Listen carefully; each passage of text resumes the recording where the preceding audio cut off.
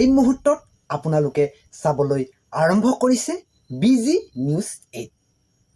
ৰাজ্যৰ বিভিন্ন প্ৰান্তৰ পৰা লৈ আহিছোঁ আপোনালোকৰ বাবে আজি ৰাতিপুৱা 9টা গুৰুত্বপূৰ্ণ খবৰ।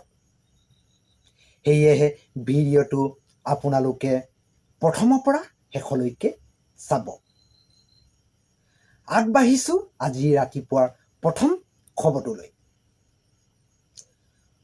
খবৰ আহি পৰিছে যে ৰাজ্যৰ চৰকাৰী কৰ্মচাৰীসকলৰ ওপৰত অৱশেষত তেওঁলোকৰ বাবে আহিল ভাল খবৰ। কৰ্মচাৰী আৰু পেঞ্চনাৰসকলৰ মৰ্গীয়া বৃদ্ধি। কেন্দ্ৰ চৰকাৰে 2% মৰ্গীয়া বানচ বৃদ্ধি কৰাৰ কথা কয়। এই বৃদ্ধিক লৈ আপোনালোকে সুখী নে আৰু অধিক বৃদ্ধি হ'ব লাগে? এই ক্ষেত্ৰত আপোনালোকৰ মতামত কি? কমেণ্ট কৰি জনাব। আগবাঢ়িছোঁ ইয়াৰ পিছৰ খবৰটোলৈ। প্ৰদেশ কংগ্ৰেছৰ সভাপতি অৰ্থাৎ গৌৰৱ গগৈয়ে দাবী কৰিছে যে 4 মে'ত এইবাৰ আমাৰ চৰকাৰ গঠন হ'ব। লগতে তেওঁ কয় যে ডক্টৰ হিমন্ত বিশ্ব শৰ্মাৰ ক্ষমতাৰ পৰা এইবাৰ আঁতৰিব। এই বিষয়টোৰ ওপৰত মই একো নকওঁ। 4 মে'ত আপোনালোকে নিজেই গম পাব। এতিয়া আগবাঢ়িছোঁ ইয়াৰ পৰৱৰ্তী খবৰলৈ। দুলীয়াজানত এটা ভয়ংকৰ পথ দুৰ্ঘটনা হৈছে। ৰুণিত নায়ক নামৰ এগৰাকী মৃত্যু হয় তীব্ৰবেগী ডাম্পাৰৰ খুন্দাৰত। এই ঘটনাৰ লগতে আন 2গৰাকী ছাত্ৰ আহত হৈ আছে বুলি জানিব পৰা গৈছে। আগবাঢ়িছোঁ ইয়াৰ পিছৰ খবৰলৈ। আপোনালোক সকলোৱে জানে যে মুকেশ আম্বানী কিমান ধনী ব্যক্তি।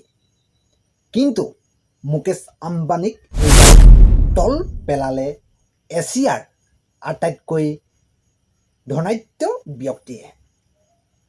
জানিব পৰা মতে তেওঁৰ নাম হৈছে গৌতম আদানী। এতিয়া আগবাঢ়িছোঁ ইয়াৰ পিছৰ খবৰটোলৈ।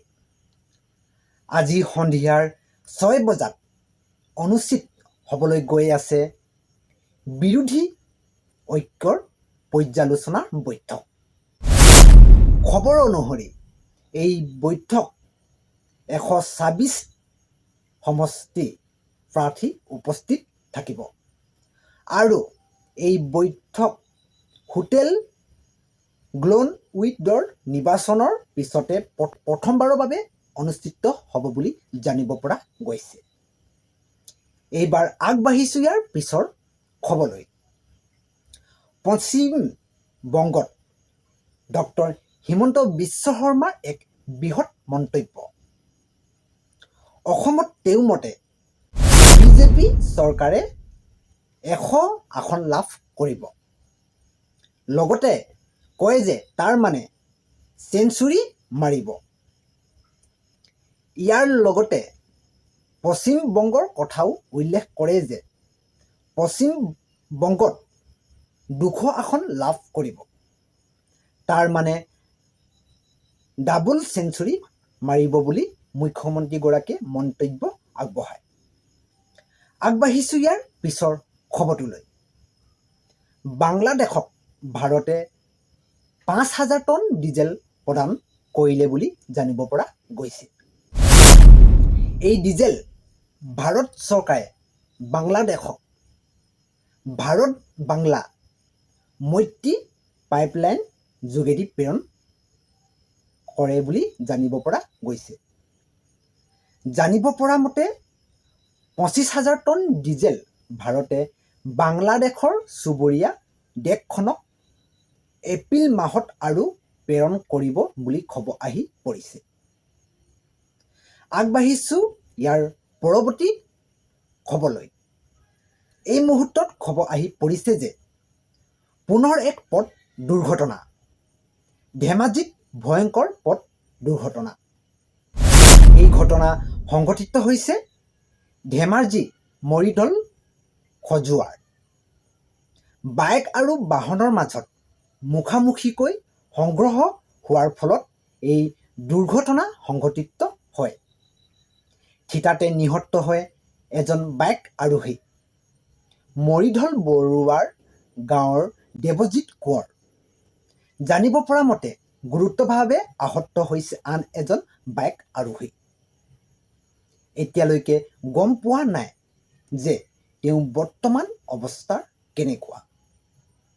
সেইবাবে আপোনালোকে যান বাহন চলাওঁতে সাৱধানে চলাব। আগবাঢ়িছোঁ এতিয়া ৰাতিপুৱাৰ শেষৰ খবৰটোলৈ। হৰমুজ প্ৰণালী ইৰাণে পুনৰ বন্ধ কৰি দিছে বুলি জানিব পৰা গৈছে। ইৰাণৰ অভিযোগ যে আমেৰিকাই সামুদ্ৰিক অৱৰোধ অব্যাহত ৰাখিছে। ইৰাণে শুক্ৰবাৰে হৰমুজ প্ৰণালী খুলি দিছিল বুলি জানিব পৰা গৈছে। হৰমুজ প্ৰণালী খুলি দিয়াৰ বুলি ট্ৰাম্পে দাবী কৰে। এই 9টা আছিল ৰাতিপুৱা গুৰুত্বপূৰ্ণ খবৰ। এই খবৰকেইটা জানি আপোনালোকে কেনেকুৱা পালে তলত কমেণ্ট কৰি জনাব। ভিডিঅ'টো ভাল লাগিলে শ্বেয়াৰ এণ্ড লাইক ছাবস্ক্ৰাইব কৰি দিব। আজিলৈ ইমানেই। অহাকালিলৈ পুনৰ লগ পাম অন্য এটি ভিডিঅ'ৰ সৈতে। ধন্যবাদ। জয় আই অসম।